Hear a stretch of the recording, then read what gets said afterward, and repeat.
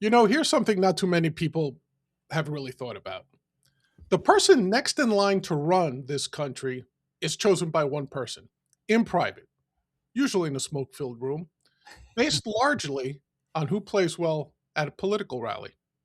We call that vetting. What it actually is, though, is a job interview where the interviewer has a personal stake in the answer. But it wasn't always this way. Conventions, political conventions, once had real authority over vice presidential selection. Delegates had leverage. Factions negotiated and battled. And when the process broke down in 1836, in 1968, and in other cases, the fallout reshaped American politics for decades. So today on Liberty Lens, we ask the question: should the delegates at political conventions take that power back? And of course, here to discuss this liberty issue, I would argue, is none other than my friend and co host, Mr. Mike Termat, himself a veteran of a vice presidential convention fight. Mike, how are you doing today? I'm doing good. I appreciated the way that you described it. As always, I never know exactly how you're going to open up and lay out an issue. I thought that that was on point and accurate. And while I think a lot of our viewers would imagine that you're sort of poo pooing the way that it's been done up until now, correctly so, in my view, I think you made it actually sound slightly better than in many cases it's actually, happened. You said sometimes these, vice presidents are chosen in a smoke-filled room. Sometimes not even that. Hmm. Sometimes the presidential nominee just picks someone without even the smoke-filled room, right? Right. Without even consulting his cronies, his buddies, party leaders, and just unilaterally announces it. So it is the way you described it is no exaggeration for how crappy a process we actually have in this country, both Yeah. in the Republican Party and the Democratic Party. Yeah, there's a lot that's tied into this, and I don't want to make this like a constitutional law class, right? But it's interesting to note that when the Constitution initially was formulated, the way there was no such thing as voting for president or vice president. What it was the electoral college was set up to select the best man to lead the country, and then the second best man And, to lead and the it was viewed that way as yeah men, right? me yep Can you imagine in the end of the 18th century telling these guys, that you had a shot at electing a woman? They didn't even want women to vote. right, you'd be locked up in an asylum, of course. But but the point was that there wasn't like, oh, we have one process for vice president, we have one process for vice president. It was literally, give me the two best guys that you think should be running the country, and then they had other rules, like you couldn't one candidate always had to be from a different state than the electors. They had some Yeah, stuff like that, right?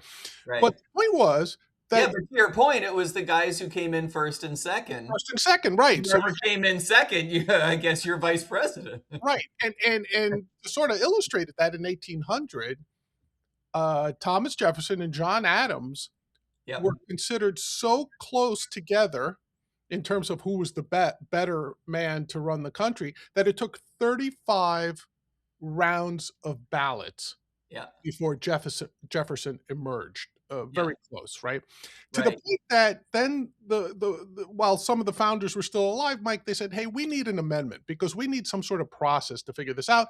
And from that, we got the 12th Amendment, which Not to mention the fact that when you have, two guys that are competing, one comes in first, one comes in second, they don't always work very well together. When the rules were first put together, right, the founders did not anticipate, of course, how important party politics would eventually become. So this whole idea that you'd elect two of these people from different parties who would be at each other's throats, which they quickly learned was the case, right?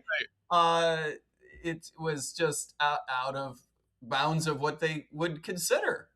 Right, and it's a great point you just made because the founders actually viewed parties as being antithetical to the experiment they were setting up. What They were they thinking? What were they thinking? Do they not? Did they have no idea how wonderful our system would become with the two party system? Right, exactly. And it's kind of funny how everything comes back to what I believe to be a singular point in history, human history, that these men got together and were able to put together this governmental Yeah. experiment Yeah. that was so wise. It borders on the divine, and I don't say that It's the like, greatest invention our species has ever floored. It's yeah, the greatest thing that our species has ever done. If you had to pick out one single invention, that's at the top of the list. People always argue about me about this, so you're going to get some nasty emails. I apologize in advance, it's but it okay. is the single greatest invention of mankind is the American Constitution. I don't disagree with you, and certainly if you limited it to government, if nothing else, it certainly is at the top. You can include everything International Harvester ever came up with. I'm telling you, this beats rocket ships and the printing press. Okay, okay, fair enough. Once we got Gutenberg out of the way, I'll give you that, the Constitution. So fair enough. But you know, we said, okay, let's tinker it a little bit. That's where we got the 12th Amendment.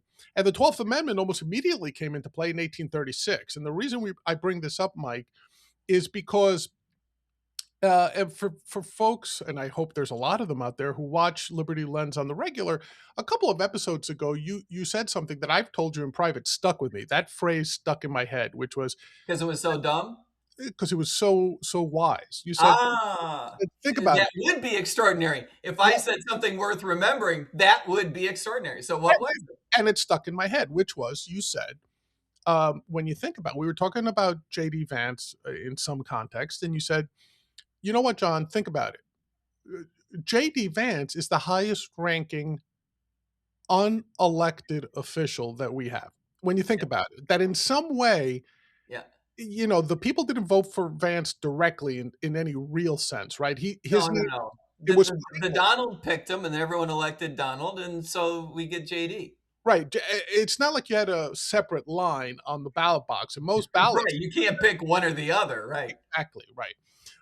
He was never confirmed by the Senate, and Right. he wasn't appointed by the president per se, the way he would appoint another cabinet member. Right. He So cannot be removed but by impeachment. yeah, the only way out is impeachment. So even if the president ends up saying like he's doing a lousy job, he can't just fire him the way he would say the attorney general as he No, has. no, no, no. You can't get rid of the vice president.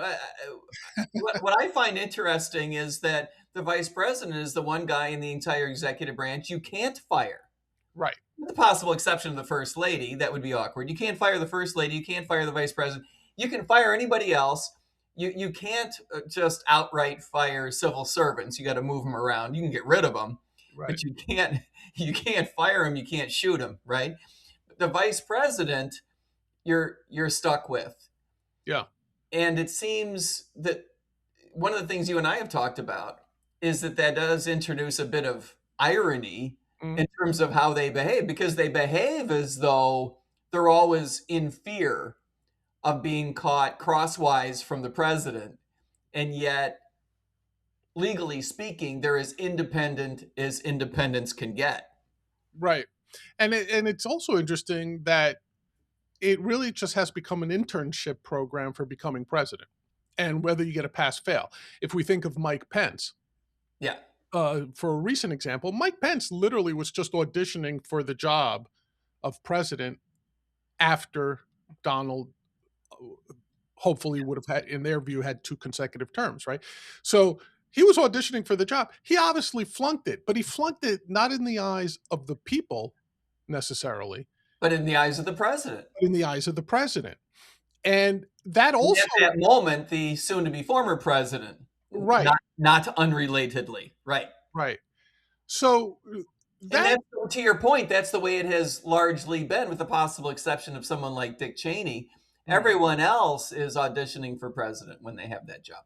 right, right. And to that extent, it made me wonder, um, are the two major political parties, the Democrats and the Republicans, have they strayed too far from the constitutional tradition by doing these sort of consolidated one person or one Yeah. person's faction decides the vice president? Because to me it seems like it's the opposite of, even for someone like President Trump, who likes to advertise what he views as the most transparent administration in history, to be able to, for him to say, well, I picked JD Vance, therefore you guys, I'm hoisting him on you whether you like it or not. The Yeah. only way to not get JD Vance is to not vote for Trump, which also kind of disenfranchises. If you're a true MAGA supporter, why wouldn't you support President Trump, but not necessarily JD Vance, who at the time was still being remembered as an anti-Trumper? So I think at this point, so talk to me, Mike, about that. Should what? Well, there's a lot to unpack there. Yeah, there is. The way you said, have we strayed too far? Yes, we've gone in a very dopey direction. There's no question about it. This is not a democratic process with a lowercase d in any real sense, right? No one is enfranchised other than the presidential nominee to make this selection. But one of the issues, one of the reasons why we have strayed in such a dopey direction is because I don't think that we're straying away from anything that provides a useful anchor. To your point, once the 12th Amendment came into effect, there really hasn't been a good way to select a vice president in any real democratic sense. The system wasn't put in place to do so. And so I do think that we've strayed badly from the spirit of the Constitution. Right. The Constitution really doesn't require us to do much else.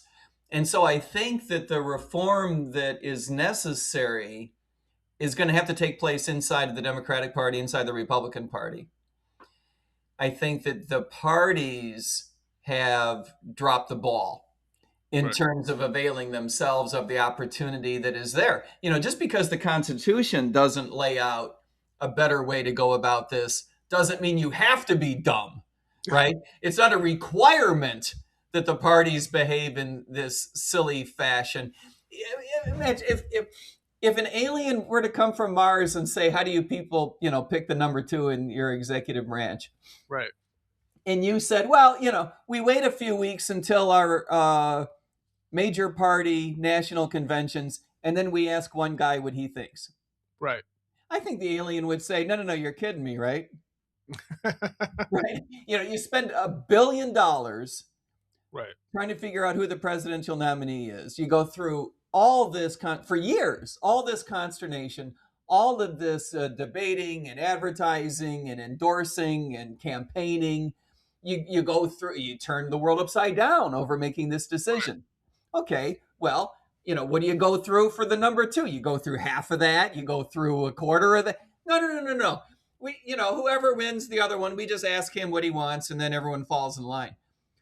Well, don't some people get pissed? Aren't there some people whose feelings are hurt because they were disenfranchised from this process? Oh, yeah. A whole lot of people.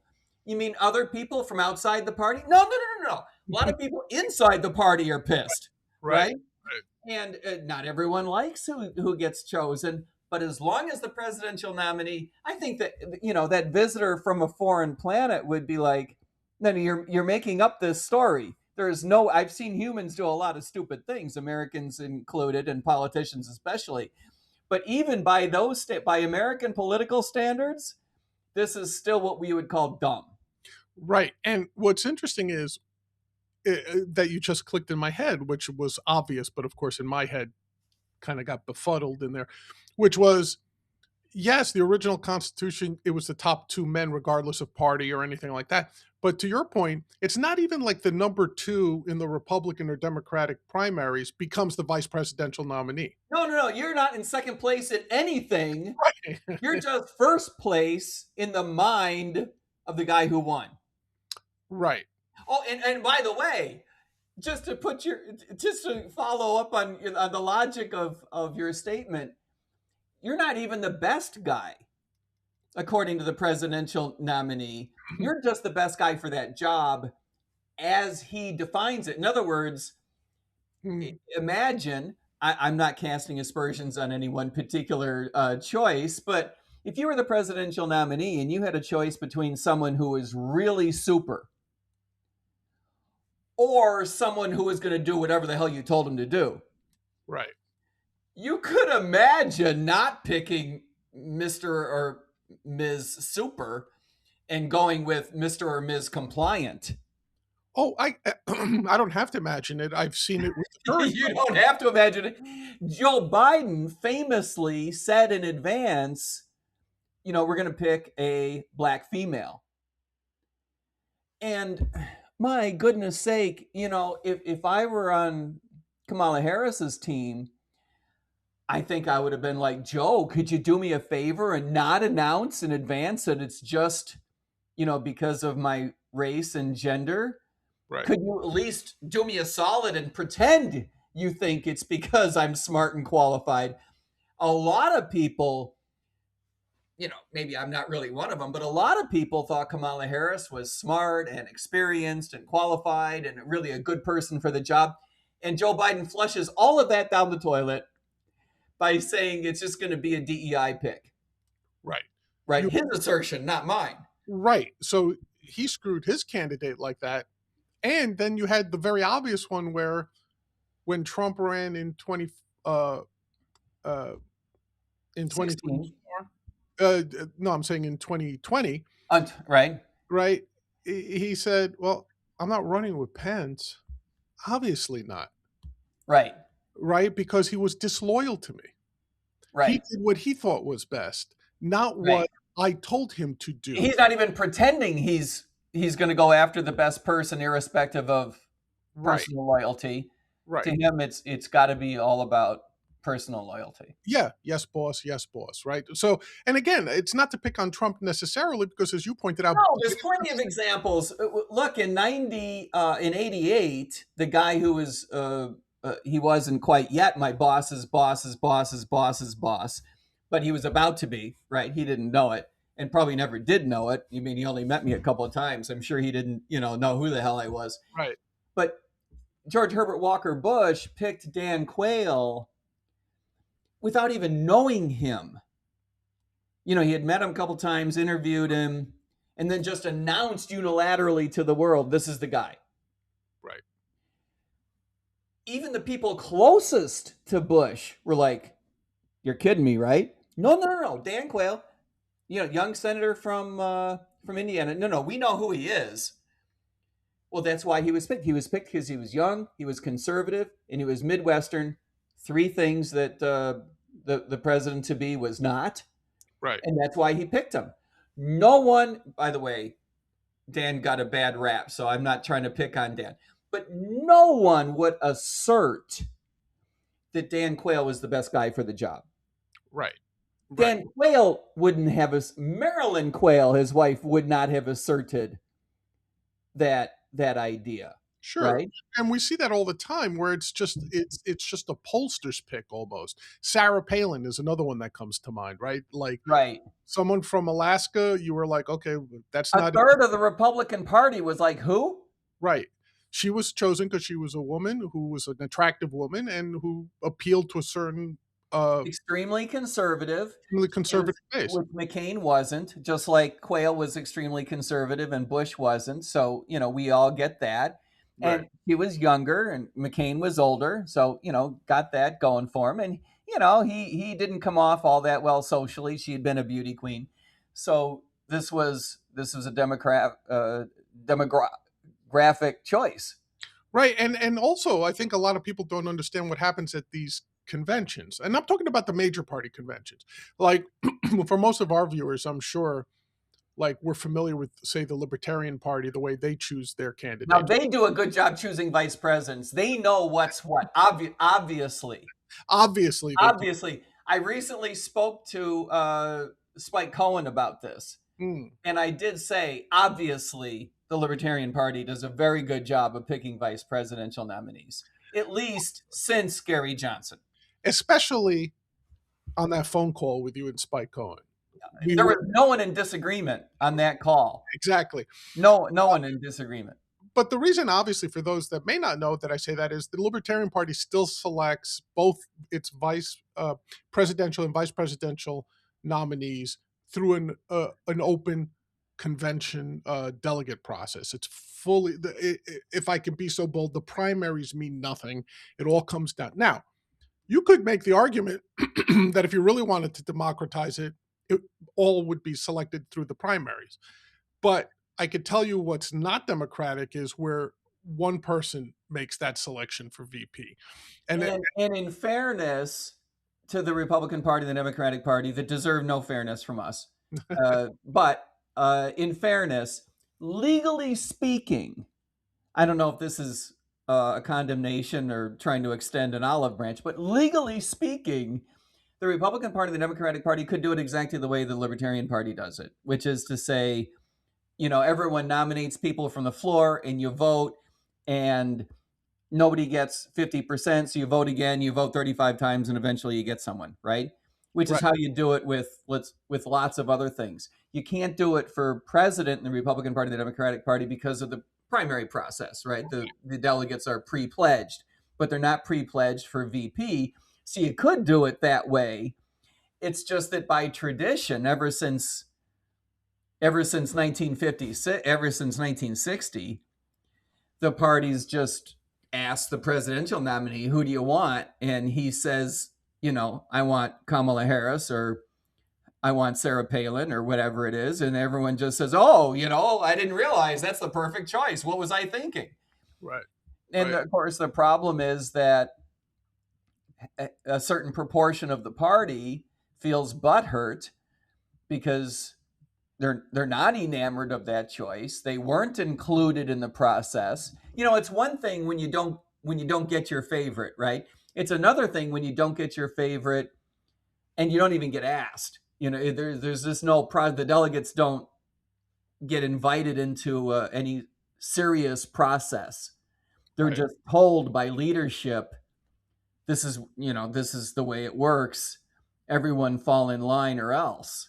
Yeah, and to that point specifically, in 1976, the Republican uh, convention, uh, you and I remember this, but when Gerald Ford got the nomination in 1976, obviously it was the beginning of the Reagan Revolution. Ronald Reagan was already making waves at the 76 convention. Yep.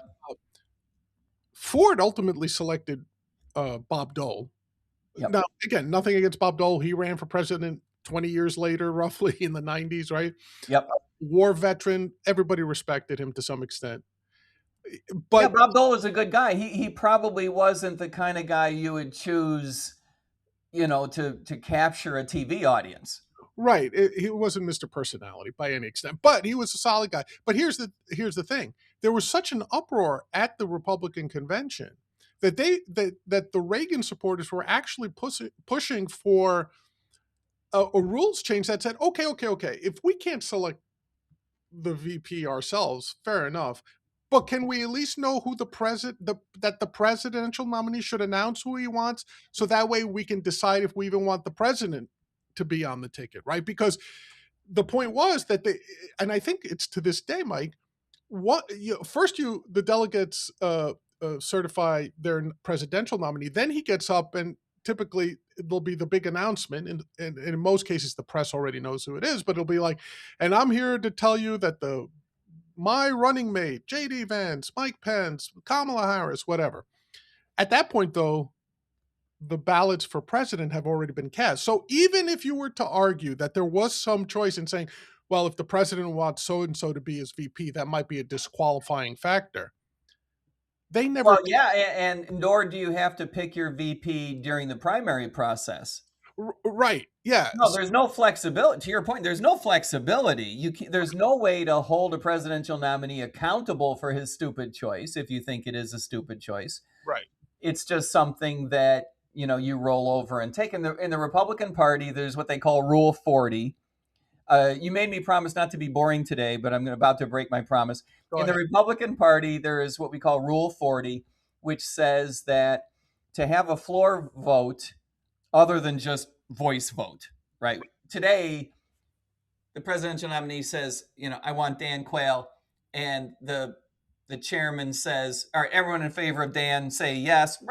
Everyone in opposition say no.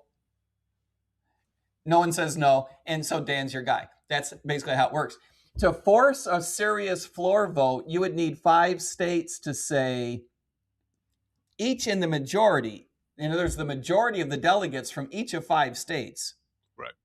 which is hard, right? Right. 5 states would have to say, we don't want Dan, we want, Billy Bob over here. Right. That's a high hurdle to clear. You could imagine having 50% of the floor on your side. Well, you can imagine having 40% of the floor on your side Right. without getting 51% of each of 5 states, and so you're not going to get a floor vote. Right. And that's so Rule 40 makes it very, very hard to have a serious floor vote. It's, you just can't overcome the idea that everyone is not legally pre-pledged, but with a gun to your head from leadership, everyone is told to fall in line with whoever the presidential nominee wants. You're right, 76 was an interesting example. The other example that you and I talked about recently was 1956 Mm. in the Democratic Party when Estes Kefauver was chosen by the delegates after several votes, right? They almost picked John Kennedy, Right. young senator from Massachusetts in 1956. He eventually becomes president in 1960, I'm told, if my recollection is correct. But in 1956, apparently he was, young and cute and Yeah, almost picked for that. We haven't had a floor right. fight since then. Right. And for those that think that this we're just it's theoretical, I mean, we've had a president who's come out of this process. Garfield. Yeah. Garfield was just some guy from Ohio, showed up as a delegate, and then by the end of the Republican convention, he was nominated president because They didn't have binding primaries that told you this is how it has to be done.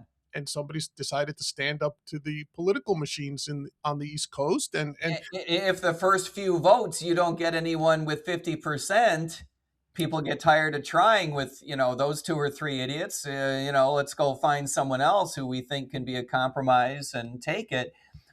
And the point, John, is that at the end of that process, now you can argue round or square whether you end up with a better candidate. I don't think anyone would suggest that the processes we have now in the Republican Party and the Democratic Party are greased lightning for picking the best candidate. right, But aside from that, the idea that the delegates are disenfranchised under the current system is really bad for the parties. If you have this series of votes, if you have some internal campaigning, at least, I think you and I would argue there ought to be some primary system where everyone, in the Republican Party gets to participate in picking a VP nominee, just like for president. But set that aside for a moment.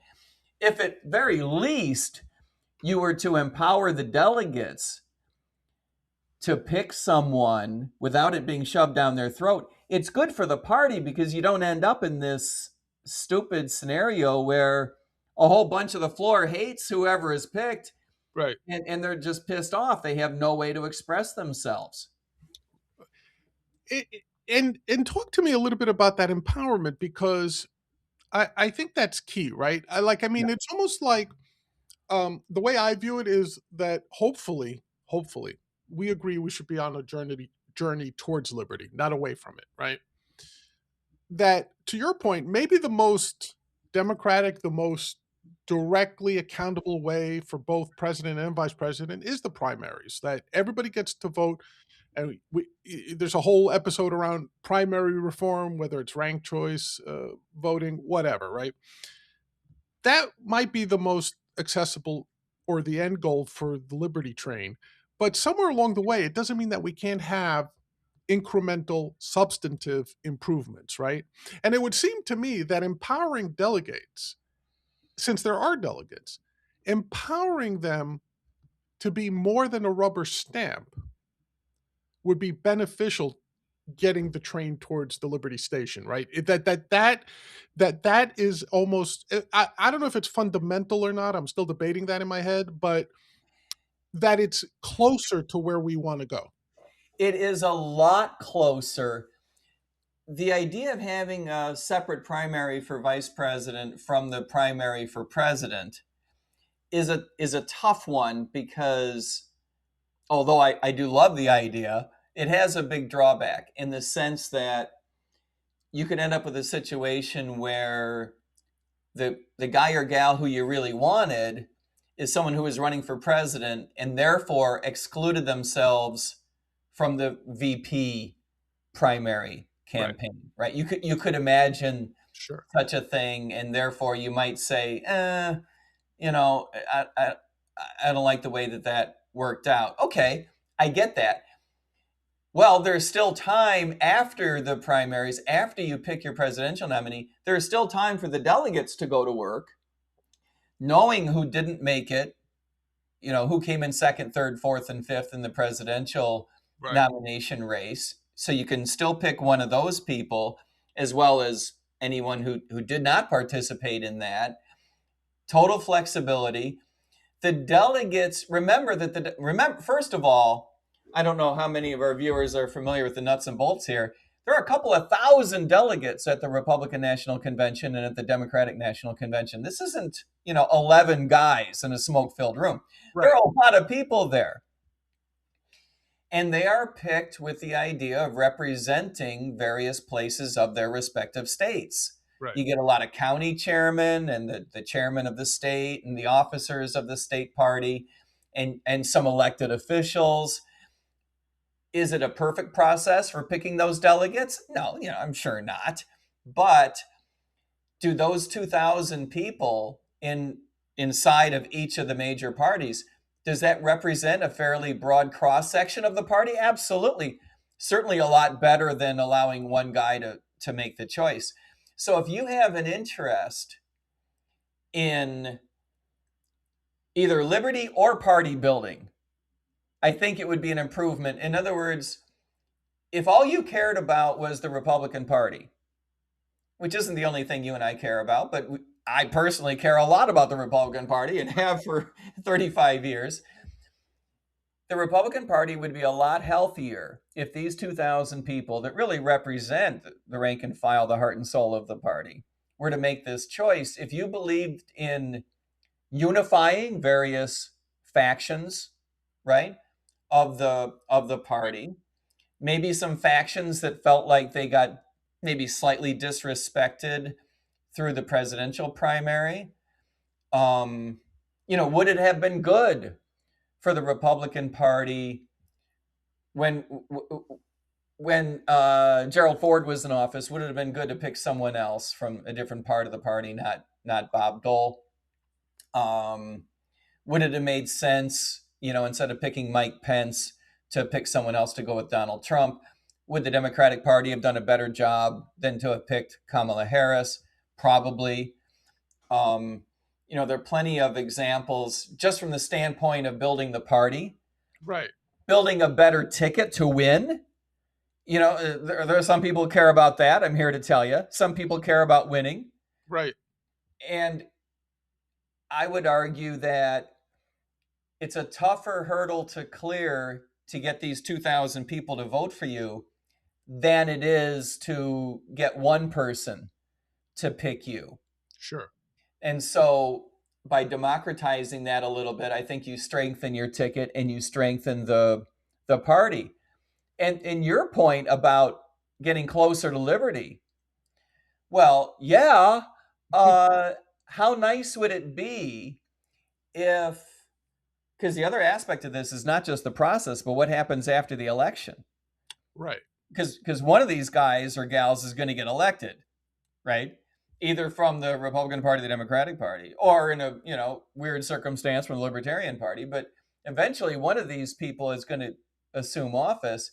Right. Imagine how nice it would be if that person were empowered to behave, was legitimized Right. by his or her party at the convention to behave like a grown-ass political adult with his or her own base and following, and didn't feel like I owe everything in my political world to the president, which is Hey, how they behave now. and that's a great point. That's what I was thinking of while you were giving me your answer, which was it's not just the oh, one heartbeat away from the presidency, which we all get. I mean, I'm not trying to minimize that aspect of it, obviously. But on a very practical level, But most presidents don't die. right? Yeah, we've only had less than a handful of presidents who have died while in office, whether by natural or coerced means, right? But in today's world, especially, we've seen how many times the vice president has been called upon to break the tie in the Senate on major legislation. We've seen that. Yep. And to that extent, I would think you would want somebody who was a little more independent minded rather than the rubber stamp of the president. Now, I understand that has both pluses and minuses, the statement I just made. But at least you know that the deciding factor, if the vice president were elected separately, was selected by the delegates, By the party, by the party. not by one dude. Their allegiance is to the party, is to, if nothing else, the delegates, not to the man in the Oval Office to a greater extent. For example, and I only use this because they're the people in power right now, Mike. When JD Vance heads down to the Senate floor to cast the tie-breaking vote, okay, I might argue that the independent JD Vance may have looked at the one big beautiful bill and said, this does raise the deficit. This does not address a lot of issues. There's a lot of good in there, maybe. But, and if nothing else, I'll give him credit for this. JD Vance is a loyal soldier. He's a loyal soldier to President Trump. So we know that there's no debate, there's no independent thought. When JD goes down to the Senate floor to cast that vote, you might as well have said President Trump to cast that vote. So talk to Yep. me. How do you feel? Again, it could be a double-edged sword there, and it definitely is. But talk to me, if nothing else, the legislative I process. think there's a huge issue here, and it's not merely the casting of that vote, it's everything that leads up to it. Sure. In other words, just the idea that you could vote with an independent brain changes the nature of the negotiation substantially. Even if at the end of the day you choose to vote with the White House, which I'm assuming 99 times out of 100 you would, Right.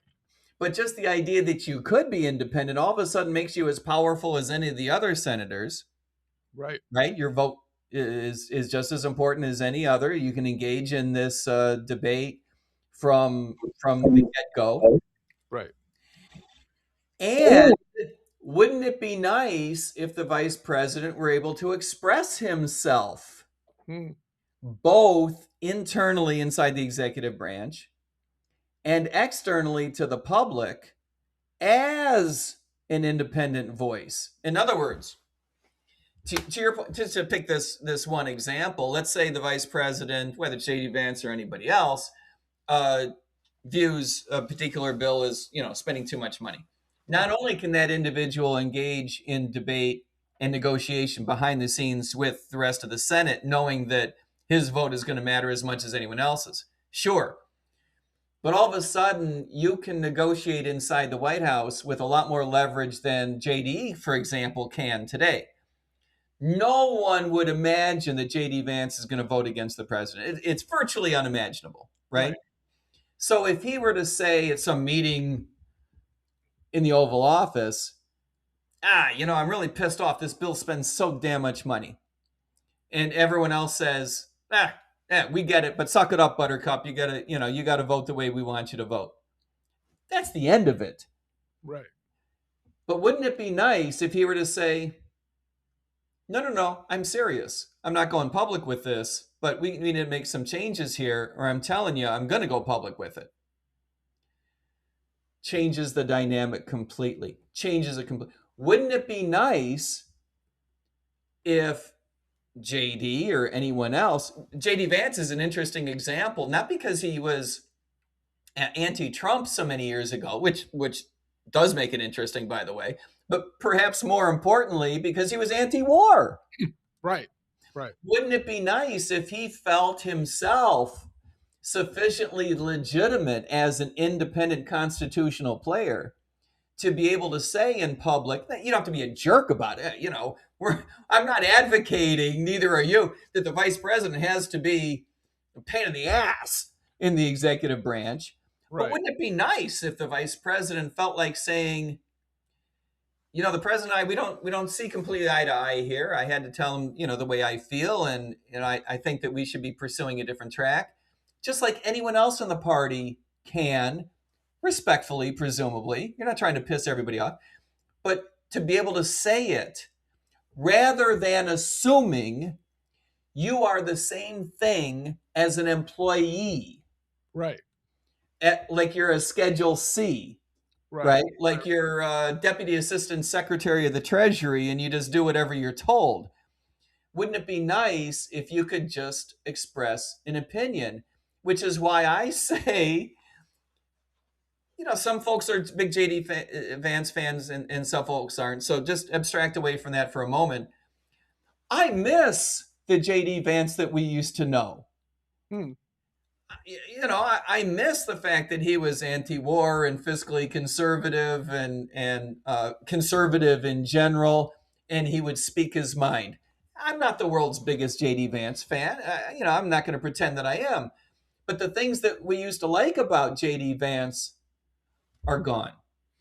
Right. And as you were talking again, where the independence or the benefit of having a vice president that was selected by the delegates even comes in is exactly in these cases where you have a two-term president who's a lame duck or a president whose presidency is not going well, and the tea leaves are saying he's not getting reelected. How beneficial would it have been, say, to JD Vance in his current situation to be able to say, I disagree with the boss on this, but Yeah, the irony is that I think in the long run, JD is actually hurting his chances to become president of the United States. right, but also the legitimacy, I was going to say, that comes from being selected by the delegates means that you're not setting your party bridges on fire if you do decide to stake out an independent position. Because That's right, because it wasn't the presumption in the first place. right, there was a chunk of your party that said we want him for these qualities. Right. We picked JD Vance because he's anti-war, because he's fiscally conservative, because he's socially conservative, because he feels this way about the Constitution or that way about protecting individual rights and liberties, that he would be welcome in expressing a slightly independent thought once in a while. And to your point, and this is something that we have not discussed before, imagine how powerful it would be if the vice president had an independent base, independent following, independent thoughts, independent reasons why he's there. Right. And when the president gets into political trouble, the vice president did come to his rescue. Right. In other words, how So, much good does it do you politically to yeah. have a VP who is just viewed as mini me, right? How useful is that? Right. Whereas a fully legitimate, fully democratized, process voted VP who's in the White House, who's in the executive branch, his support, her support, that person's support can mean everything. And that's what party unification is all about. I agree. And because right now, JD Vance, for the sake and again, I don't mean to pick on JD Vance, he's just the guy who's in the office right now. Right. If JD Vance is a victim of this stupid process. Yeah, in some ways. But had JD Vance a month ago came out and said, I support the president, obviously I'm going to do whatever he directs, but I really don't think it's a good idea to close the Straits of Hormuz. I really do think Iran can give us a tussle. I don't think it's as easy as the president and Pete Hegseth think it is. And and here's a signal he could send out. If Congress were to vote on authorizing this war, my conscience would direct me to vote no if called upon. How powerful would that have been a month ago, Mike? Not only to as a signal to President Trump, but to the people within the Republican Party. And I'm talking to MAGA right now. I'm not talking to the loony bird Republicans, so to speak, right? I'm talking to the MAGA base. How powerful would it have been, MAGA, if you knew JD Vance was still your champion, and that if it came down to a tie-breaking vote in the Senate, which it possibly could, very likely, as a matter of fact, Yeah. he would have said no to a war with Iran. It would have been huge. It could have turned the tide on the political debate.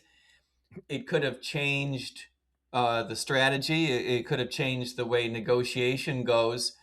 I'm not going to pretend that there aren't potential downsides as well, Sure. particularly from the viewpoint of the president, Right. but from the standpoint of liberty. If you believe, as we as libertarians do, not only that the executive branch has gained too much power vis-a-vis the legislative branch and the judicial branch, but also that the unified executive theory layered on top of that suggests that there's just far too much power in the hands of one individual. Right. If you're skeptical of that process, that system being a good idea, then you got to believe that having a VP speak his mind, as you describe, once in a while is a good idea. Yeah. Yeah. And again, I it, it would be someone speaking knowing that at least a percentage of his party backed him.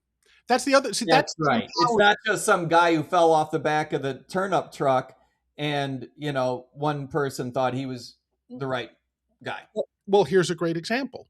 They're not vice presidents per se, but you'll understand the context. Look at someone like Justin Amash. Look at someone like Thomas Massey, who, under every other normal circumstance and every other normal vote, would probably be MAGA darlings right now. I'm talking specifically about their Yep. case, right?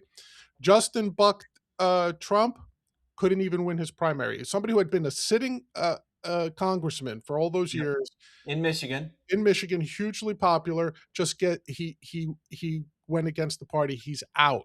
A man of conscience. Same thing about Massey. What is it? He In a votes dogfight right now for his yeah, primary. dogfight for his primary, but someone who, if you look at his record, votes with the president like 95% of the time, Yep. Almost always, almost always, but not always. but not always. Now picture that you could argue they're just congressmen. They're one vote out of whatever 438. Okay, what about, though, the vice president? The second most powerful man in the free world, according to every metric I can understand, Mike.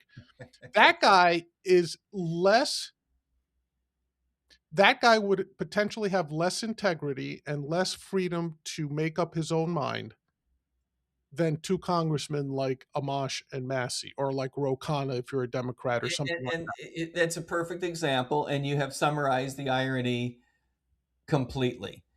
That it is, up until now at least, Massey's popularity in his district back in Kentucky, where he does a good job. By the way, it's not just that Massey, everyone talks about his relationships in Kentucky are legendary. He's a very good politician, but he's also a very smart guy. Yeah, No, there are a lot of people who vote for Thomas Massey because they like the way he votes, and they like the way he thinks. The fact that he has this independent political backing is what creates the ability for him to vote in an independent fashion. That's the way it's supposed to work. Now, you can be mad at Thomas Massey. You can say, I don't like the way he votes. That's okay. I don't like the way AOC votes. But that doesn't mean that, I believe that someone ought to appoint. This is a bad example because the world probably would be better if I could just appoint someone to represent Queens, but I can't. right. We allow the people their enfranchisement. They get to vote for whoever they vote for. By the way, that's near you. Is She she she actually so is it's she your congressperson? Did you vote for her? Is she in office because of you, John? no, she's not my Congress. She's Larry Sharp's congressman. That's who you may be confusing me with. But no, but the guy who was near my district was Santos. Oh, that's a very interesting example too. Yeah, George was his first name. yeah, George Santos. This Yeah, is the guy who lied about everything. Yeah, and which is another episode. Thanks to gerrymandering, he could, and the way his district was carved up, he could be three different people to three different constituencies in the same, which is how he got away with everything. So when he was in the conservative part of New York, he presented one face. Then when he went to New York City, the Queens part of it, he was somebody else. And That's that's actually fascinating. isn't it? Yeah, That yeah, is fascinating. Okay, so George Santos and AOC are probably not good examples because there are a lot of people in the United States who probably would think it's a good idea to just appoint someone instead of right, them. right, But in general, we right. believe that letting communities uh, Sure, select their representatives and send them to Washington is the way that this should work. right. And And this is a it would be process, nice if we had 2,000 delegates do the same thing for the VP. right? This is a process thing, right? We're not saying that delegates are inherently wiser than the citizenry. That's not the argument that's being made, I think, here. What we're saying is whatever you think about the delegates in this process, it's worse when only one person or a hand. You nailed it. You nailed it. We would probably have gotten I don't know this, but maybe we would have gotten JD Vance anyway. Right. Nothing wrong with JD Vance for that role at that time. But he would be so much more powerful if you are a JD Vance fan. Imagine how much more true to himself he would be. How much less changed, right? He would be. And how much more interesting it would be having a guy like who he used to Yeah. be in the White House today. Oh my goodness. In recent memory, if you're a Republican, you could have had someone like Ted Cruz pair up with Trump in 2016 instead of Pence.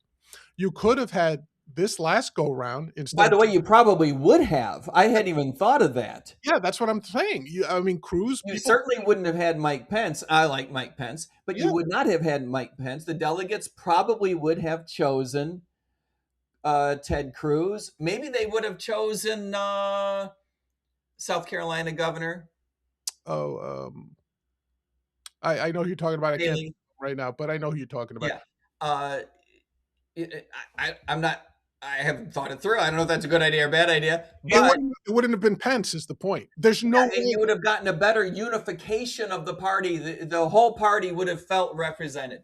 And I guarantee you, in 2024, if delegates had the opportunity, they would have drafted DeSantis, Very possibly. right? Very, very possibly. Yeah. So what I'm saying is, you get Goofy smile aside. Goofy smile aside. DeSantis is a very, very popular politician inside the Republican Party. A yes, very conservative guy, a very competent guy, quite possibly an excellent choice for president of the United States. And the delegates anointing him as VP would have set him up for that. yeah, yeah. So it's not hard to play what if scenarios, and you could do it for the Democrats as well. Obviously, I mean, I doubt there's a Democrat alive that would have said, "Oh, we would have." Yes, we would have loved Kamala Harris anyway. There is no way she would have come out of a floor vote at the DNC at the national convention. It's unimaginable. Yeah. So Now, the downside is, maybe you end up with Gavin Newsom. right, that's a downside for everyone who wouldn't be part of. Again, they don't allow you and me to just choose who the Democratic VP nominee should be. Right, right. But I do like again. It sometimes it doesn't have to be all or nothing every time. Every process doesn't have to be all or nothing. If you get tangible benefit from the Pareto principle, the 80-20 rule, I say go for it. So if empowering I agree. delegates, if empowering delegates gets me that much closer, I'm all for it, Mike. I don't know about you, but I'm all for it in that case. Yeah, I agree. I think this is the way to go. By the way, this idea has been brought to us. People are probably wondering why the heck you and I woke up one day and decided to talk about this. The Republican, well, a number of reasons, not the least of which the Republican Liberty Caucus of Texas and the Republican Liberty Caucus of Virginia have each adopted resolutions supporting a democratization. Well, it's a hard word for me to say. Right. Democratization of the process and empowering delegates to choose for purposes of building the party and for purposes of unifying the party, for the purposes of building a stronger, more competitive ticket, and for advancing liberty. For all these different reasons, these organizations are out front. I think that it's going to heat up as an interesting topic because the the issues surrounding how the presidential nominees are getting picked and who is going to get picked as we approach 2028, all those are going to heat up as soon as we have the November election over. So this is going to become at some point an important subject. I agree, and this was a fun episode because it's sometimes you got to work things out in your head, collective head, before you even can take a next step. So I kind of like this. All right, everyone. Hopefully, you've enjoyed this episode of Liberty Lens as much as I have. Thanks to my friend and co-host, Mr. Mike Termott. Please go out and check out what's doing on Mike's site, miketermott.com. You can find past episodes of this podcast there.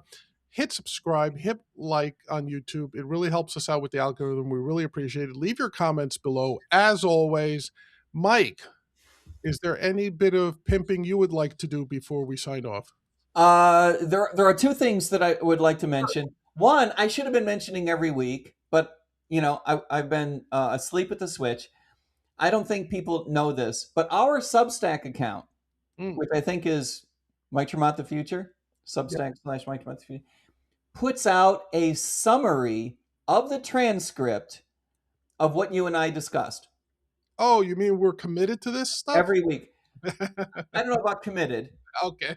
You should be, but I Yeah. don't think that we're committed. But I do think that if anyone either loved what we were discussing and wants a quick summary, it's a fast read. It's not like, it's not even 1/20th as long as this discussion. It's just a summary. It's actually quite interesting the way that it gets summarized. It starts with a transcript and then someone that works on our team summarizes it, and I barely even look at it these days, but it's a summary. It goes out on our Substack account. That's actually kind of interesting. Or if you miss an episode and you just want to know what the heck those two goofballs were talking about, you can look at that. Um, the other thing worth mentioning is that Freedom Fest is coming up in July. Mm. I'm going to be there. Oh. Freedom Fest is Vegas, July 8, 9, 10, 11. And I'm going to be making an announcement there. Ooh. Now you've got me all a tingle, and I'm sure our audience is. You're not all a tingle over this. I don't want to get out over our skis, but I'm Oh, going to be making an important announcement there. You will be able to hear about the announcement if you don't go to Freedom Fest, but it's going to be a lot better if you are at Freedom Fest, because we can talk about it in person and we can talk about it on scene. And if someone wants to go to Freedom Fest and they haven't registered yet, you can reach out to me and get $100 off because I got a special discount code. Excellent. We You love want to know what it is? It's a secret code. You want to know what it is? I think I could take it. Go ahead.